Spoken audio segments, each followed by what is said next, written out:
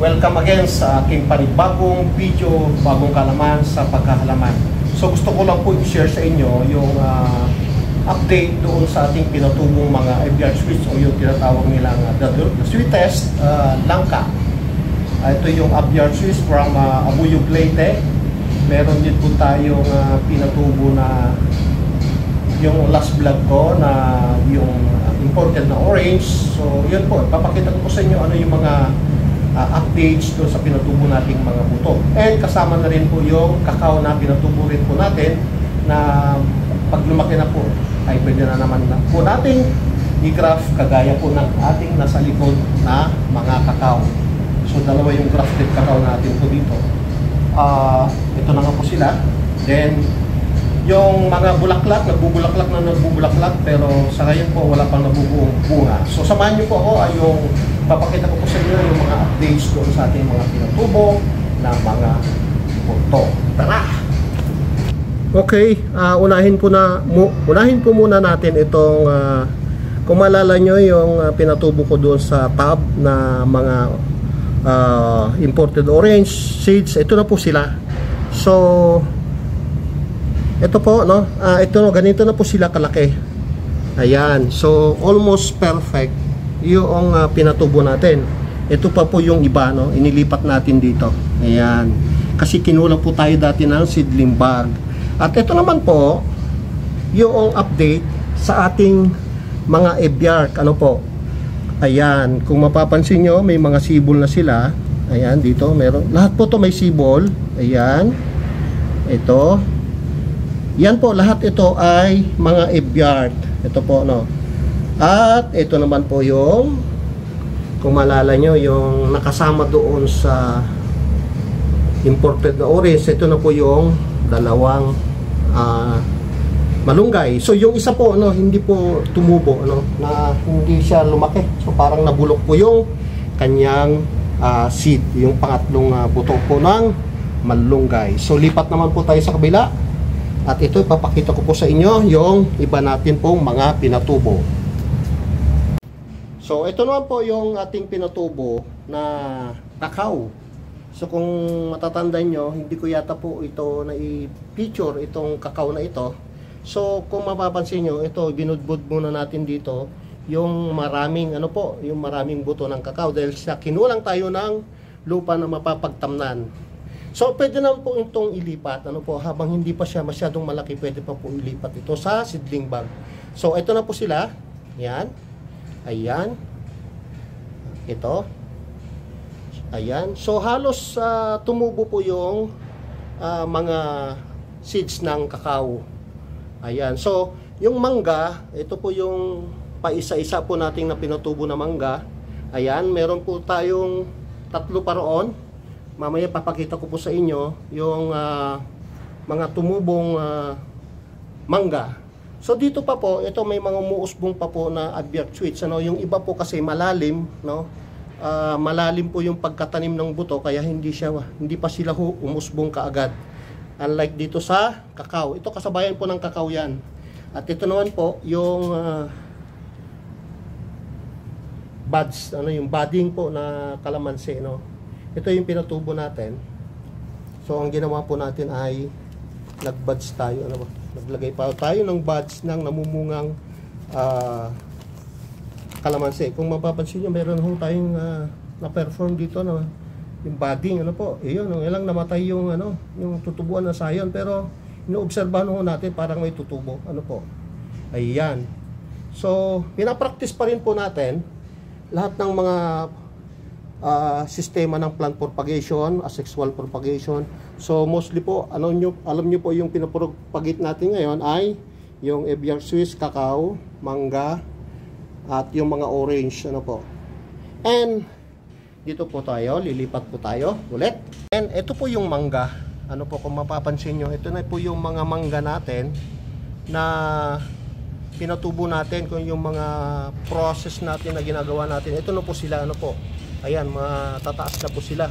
Ito po yung mga mangga na ating binalatan, no? Pagkakain natin, tinatabi natin yung buto at saka natin siya tinatanim dito sa mga seedling bag. At ito na po yung ating Trobita orange na wala na po yung kanyang bunga. So pinitis na po natin At ito nga po, no, kung mapapansin nyo, may mga insekto. At anyway, pupuksain natin yan. And then, sa mga sanga po nito, dito po tayo mag-graft. Or magmamarkot. No? Kapag stable na po yung puno, kung mapapansin nyo kasi, maliit pa ho yung ating tinatamnan.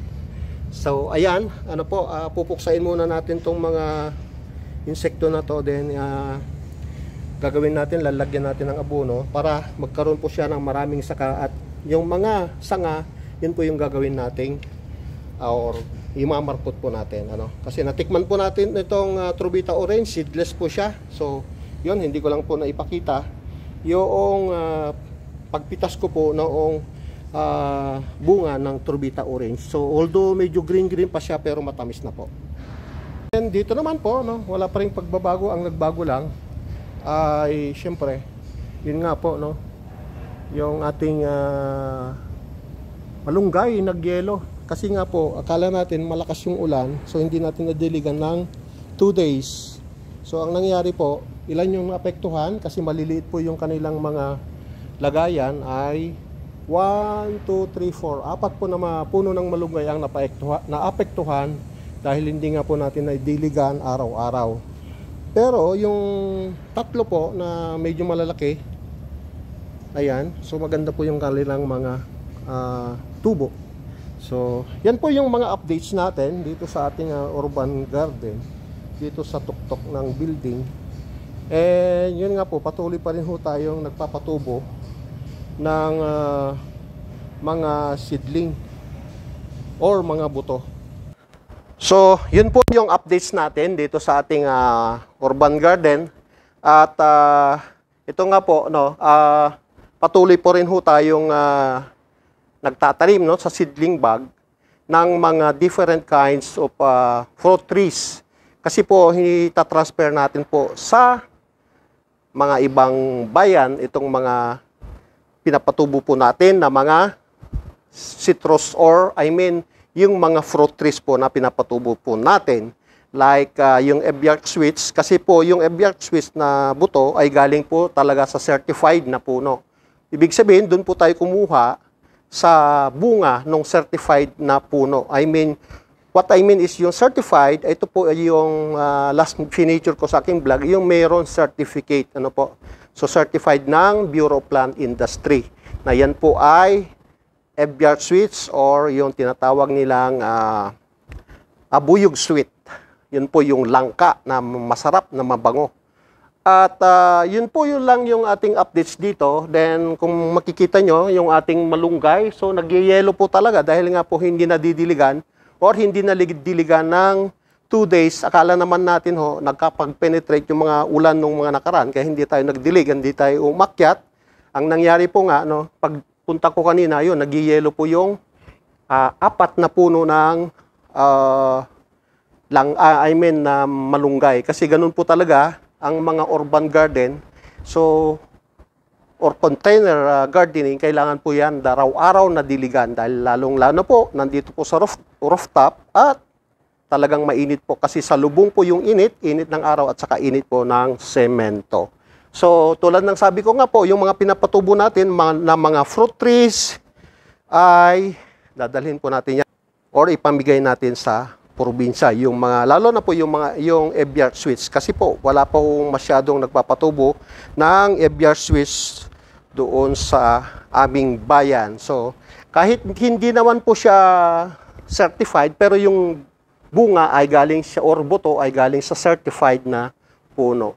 So, yung mga kakao, yan, tulad po yung sinabi ko, ito po yung kakao natin.